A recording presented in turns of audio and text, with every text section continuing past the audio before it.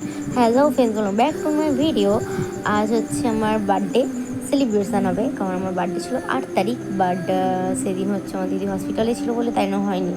তো আজকের বদ্দি এসছে, মেয়ের জিজু আসবে, তাই জন্য আজকেরই সেলিব্রেশনটা হচ্ছে। আমার বদ্দি রান্না করছিল, আমার মা পায়েসটা বানিয়েছে, মা শরীরটা খারাপ ছিল বলে তো দিদি বানিয়েছে, রান্নাটা করেছে। আর আমি খেতে বসে গিয়েছি। আর আজকে শনিবার, তাই জন্য হচ্ছে নিরামিষ হয়েছে। তো ফ্রাইড রাইস, আলুর দম আর পায়েস। তো বাঙালিদের জন্মদিন মানে পায়েস, না পায়েস ছাড়া চলবে না যাকে বলে। তো শর্টকাটে ছেড়ে দিয়েছে, আমি বলেছি শর্টকাটে করে দেয়, ওই ভাজাভুজি করতে হবে না, কারণ ভাজাভুজি খেতে অতটা পছন্দ করি না। প্রথমে আমি হচ্ছে রাইস আর আলুর দম খেলাম, দিদি হেভি বানিয়েছে। তারপর সেকেন্ড হচ্ছে আমি পায়েস খেলাম। আমার মা দুর্দান্ত পায়েস যাকে বলে পায়েস বানায়, হেভি বানায়, হেভি মানে খেতে অসাম লাগে আমার। তো আমার পায়েস খাওয়া কমপ্লিট, মানে খাওয়াই কমপ্লিট। আমি এখন সন্ধ্যা হয়ে গেছে, আমি রেডি হয়ে নেবো সন্ধ্যাবেলা কেক কাটার জন্য। আমার বড়দি একটা কেক এনেছে, সেটাই মানে কাটবো। তো চলো আমি কাটি, তোমরা দেখো।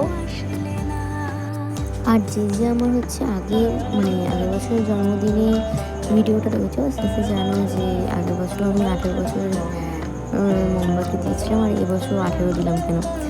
কারণ আগের বছর মেয়ে জিজু হচ্ছে কেক নিয়ে এসেছিলো, যেহেতু উনি জানতোই না আমি 18 পূর্ণ হয়নি, তো উনি ভেবেছে 18, তাই না 18 নিয়ে চলে এসেছিলো। আর এবছর দিদি নিয়ে এসছে। মেয়ে জিজু হচ্ছে বলে দিচ্ছে যে 8টাকে উল্টে দাও, 81 হয়ে যাবে। তো মেজ দিয়ে ওটা উল্টে দিয়েছিল, 8টা সামনে এনে দিয়েছিল। তো ওটা নিয়ে হাসাহাসি হচ্ছিলো যে 18 না তোর, দেখে মনে হয় যে 81 বছর বয়স, এরকমই বলছিল, মজা হচ্ছিল। তারপর কেকটা কেটে আমার দিদির মেয়েকে খাওয়ালাম, মাকে খাওয়ালাম, দিদি জামাইকে খাওয়ালাম। তারপর কেক কেটে খাইয়ে তারপর হাফটা আমি কেকটা কেটেছি, ওটার একটা ভিডিও নিলাম, শর্ট ভিডিও।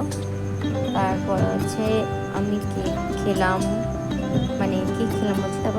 তারপর ছুরিটা নিচ্ছিলাম কাটবো বলে কেকটা, তারপর দিদিকে বলি এনে ছুরি কাট, আমি 2-3টে রিলস বানালাম। তারপর দিদি আমাকে কেক দিল, আমি এবারে হচ্ছে খেয়ে দেখবো। তার আগে হচ্ছে আমার বন্ধু, আমার দিদির মেয়ে মানু আমার গোটা মুখে কেক মাখিয়ে দিয়েছে, তো গল্প করে।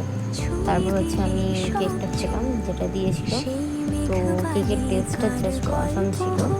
কি একটা এই ফ্লেভারটার নামটা সেটা বললাম, আমি ভুলে গিয়েছি। যাই হোক, এটা করতে গোলাপ পাপড়ি শুকনো করে ছড়ানো ছিল, ওটার টেস্ট আমার বেশি ভালো লাগে। সব মিশিয়ে এটা যে সেন্টার, সেই টেস্টটা হেভি, মারাত্মক। আমি স্নান হয়ে গেছি, একটা জাস্ট ভিডিও বানাতে গিয়ে দেখো অবস্থা।